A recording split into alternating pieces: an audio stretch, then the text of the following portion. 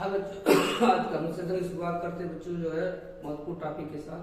ठीक है, आज हम पढ़ेंगे पूर्वांतरिक परावर्तन, क्लास 10 फिजिक्स। ठीक है, तो पूर्वांतरिक परावर्तन, पूर्वांतरिक परावर्तन, total internal reflection, total internal reflection. ठीक है बच्चों, तो पूर्ण आंतरिक परावर्तन का मतलब होता है बच्चों के प्रकाश की किरण जिस माध्यम से जा रही है उसी में जो है पूर्ण परावर्तित हो जाएगी। इसकी अगर छोटी सी डिफिनेशन देखें तो इसकी छोटी सी डिफिनेशन देखें तो प्रकाश का अपने माध्यम में ही पूर्ण परावर्तित होने की क्रिया को ही पूर्ण आंतरिक परावर्तन। लेकिन इसकी डिफिनेशन जो है हम थोड़ा लेकर चलेंगे। ठीक है बच्चों, इसकी डिफिनेशन थोड़ा हम लेकर चलेंगे।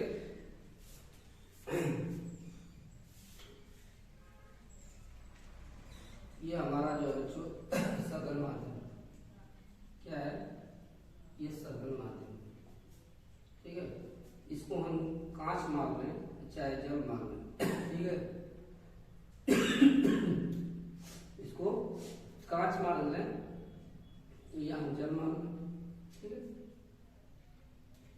देखिए यहां से जब प्रकाश की किरण सघन माध्यम में जाती है, प्रकाश की किरण सघन माध्यम देखी जा रही है। ठीक है, ये सघन माध्यम है, ये विरल माध्यम क्या है, ये बच्चों हमारा विरल माध्यम, समांग माध्यम। इसको हम लोग क्या करेंगे, विरल माध्यम कहेंगे। ठीक है, विरल माध्यम। ठीक है, तो यह प्रकाश की किरण जब सघन माध्यम से विरल माध्यम की तरफ जाती है तो यह जो है जाती है तो आपतन कोण का मान जो होता है, यह आपतन कोण, यहाँ से आपतन कोण बनाए, यहाँ से हम जो है अगर अवलन डाल दें यहाँ, ठीक है, तो ये यहाँ पर क्रांति कोण बनता है ना, क्रांति कोण, ये क्रांति कोण का मान अधिक हो जाता है आपतन कोण से। ठीक है, यहाँ पर 90 समान होता है। ठीक है, ये सघन माध्यम हमारा है, ये सघन माध्यम है। ठीक है, तो वही बता रहा है कि जब प्रकाश की किरण सघन माध्यम से विरल माध्यम में जाती है तो वह विरल माध्यम में नहीं जा पाती, बल्कि वह दूसरे माध्यम के तल से टकरा कर और वापस चली जाती है। ठीक है, तो कहने का मतलब जब प्रकाश की किरण सघन माध्यम से विरल माध्यम में जाती है और आपतन कोण का मान क्रांति कोण से अधिक हो जाता है, ठीक है, तो विरल माध्यम में प्रकाश की किरण का अपवर्तन नहीं हो पाता।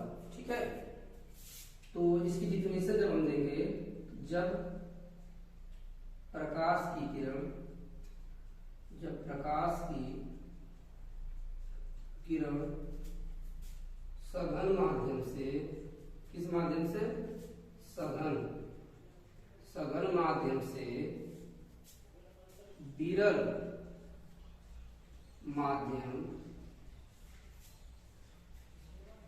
की ओर जाती है, सरल माध्यम से विरल माध्यम की ओर जा रही है लेकिन जा नहीं पाती, जाती है, और आपतन कोण का मान, ठीक है बच्चों, क्रांति कोण से, इस कोण से, क्रांति कोण से अधिक होता है, तो विरल माध्यम में, इस माध्यम में, इस विरल माध्यम में प्रकाश का अपवर्तन नहीं होगा। देखिए ये नहीं जाता है। ठीक है, तो विरल माध्यम में, तो विरल माध्यम में प्रकाश का अपवर्तन नहीं हो पाता, नहीं हो पाता, बल्कि संपूर्ण प्रकाश, ठीक है, संपूर्ण प्रकाश सघन माध्यम में क्या हो जाता है, परावर्तित हो जाता है, बल्कि संपूर्ण प्रकाश, संपूर्ण प्रकाश सघन, संपूर्ण प्रकाश या संपूर्ण प्रकाश की किरण का भाग ना, ठीक है, संपूर्ण प्रकाश सघन माध्यम में ही, सघन माध्यम में ही पूर्ण परावर्तित हो जाता है। क्या हो जाता है बच्चों, लगा तबियत खराब,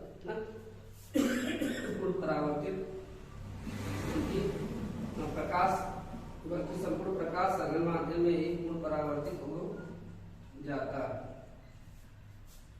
तो इस क्रिया को, या हम क्या कर सकते हैं, इस क्रिया को या इस प्रकार के परावर्तन को, ठीक है ना।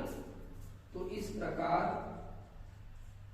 के परावर्तन को, इस प्रकार के परावर्तन को ही पूर्ण आंतरिक परावर्तन कहते हैं, पूर्ण आंतरिक परावर्तन कहते हैं, ठीक है। समझ आया बच्चों? पूर्ण आंतरिक मतलब अंदर ही अंदर पूर्ण रूप से परावर्तित हो जाए कोई प्रकाश किरण, ठीक है। तो देखिए, जब सरल माध्यम से प्रकाश किरण विरल माध्यम की ओर जाती है, जा नहीं पाती, लेकिन विरल माध्यम से तब जाती है, तो उस समय आपतन कोण का जो मान यह होता है क्रांतिक कोण से अधिक हो जाता है, ठीक है। क्रांतिक कोण हमारा इतना बनता है ना, लेकिन वो अधिक हो जाता है उससे। तो क्रांतिक कोण का मान जो है अधिक हो जाता है, और विरल माध्यम में प्रकाश किरण का अपवर्तन नहीं हो पाता, ठीक है, अपवर्तन नहीं हो पाता। तो जब अपवर्तन नहीं हो पाता है तो उस कंडीशन में प्रकाश किरण का जो है सघन माध्यम में ही वो क्या हो जाता है, पूर्ण परावर्तन हो जाता है, उसका पूर्ण परावर्तित हो जाती है, मूल पे चली जाती है उसी माध्यम, इसको हम लोग पूर्ण आंतरिक परावर्तन करते हैं, ठीक है। तो पूर्ण आंतरिक परावर्तन की शर्तें क्या है? पूर्ण आंतरिक परावर्तन की शर्तें, क्या शर्त होना चाहिए? प्रकाश किरण सघन माध्यम से विरल के माध्यम को जानी चाहिए, ठीक है। प्रकाश किरण सघन माध्यम से कहां जानी चाहिए? विरल माध्यम की होता है उसका परावर्तन, ठीक है। प्रकाश का गमन,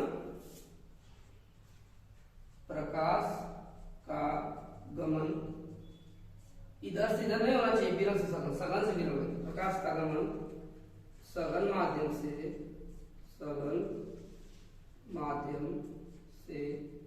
विरल माध्यम की ओर होना चाहिए, की ओर होना चाहिए, ठीक है, की ओर होना चाहिए। दूसरा क्या है? दूसरा बच्चों वही जो सघन माध्यम में क्रांति कोण का मान जो है आपतन कोण से अधिक हो जाता है, ठीक है। तो वही वाला दूसरा हो जाएगा कि सघन माध्यम में आपतन कोण का मान दूसरा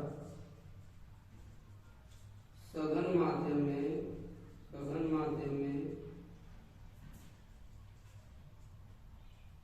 आपतन कोण का मान, ठीक है। सघन माध्यम में आपतन कोण का मान विरल माध्यम में क्रांति कोण से, विरल माध्यम के सापेक्ष सघन माध्यम के क्रांति कोण से, विरल माध्यम के सापेक्ष सघन माध्यम की क्रांतिक कोण से अधिक होना चाहिए, क्या होना चाहिए? अधिक होना चाहिए, ठीक है बच्चों। ये जो है रही शर्तें। हम लोग नेक्स्ट वीडियो में बच्चों आप लोगों को बताएंगे, नेक्स्ट वीडियो में, ठीक है। क्रांतिक कोण से अधिक होना चाहिए, ये जो है अब दैनिक जीवन में हम लोग उपयोग बताएंगे, ठीक है, इसकी पूरा आंतरिक परावर्तन, ठीक है। अगर मान लीजिए आपको डिफिनेशन डिलीवरी नहीं आ रही है तो बस इतना कर दीजिएगा कि सघन माध्यम से जब प्रकाश में विरल माध्यम तक जाती है तो विरल माध्यम पर नहीं कर पाती, बल्कि प्रकाश का संपूर्ण भाग उस सघन माध्यम में एक पूर्ण परावर्तित हो जाता है। इस क्रिया को क्या कहते हैं? पूर्ण आंतरिक परावर्तन।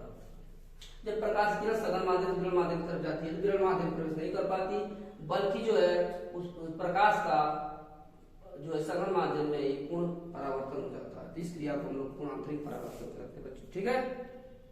तो प्रकाश का शर्तें हमने बताया, सघन माध्यम से विरल माध्यम में नहीं होना चाहिए, ठीक है। सघन माध्यम से विरल माध्यम की तरफ होना चाहिए, विरल माध्यम से सघन माध्यम की तरफ नहीं होना चाहिए, ठीक है। और दूसरी कंडीशन हमने बताया गया, ठीक है बच्चों। इस तरह से जो है ये हमारा पूर्ण आंतरिक परावर्तन रहा। इसके दैनिक जीवन में उपयोग बहुत इंपॉर्टेंट है, जो हम नेक्स्ट वीडियो में लेकर आएंगे बच्चों, ठीक है।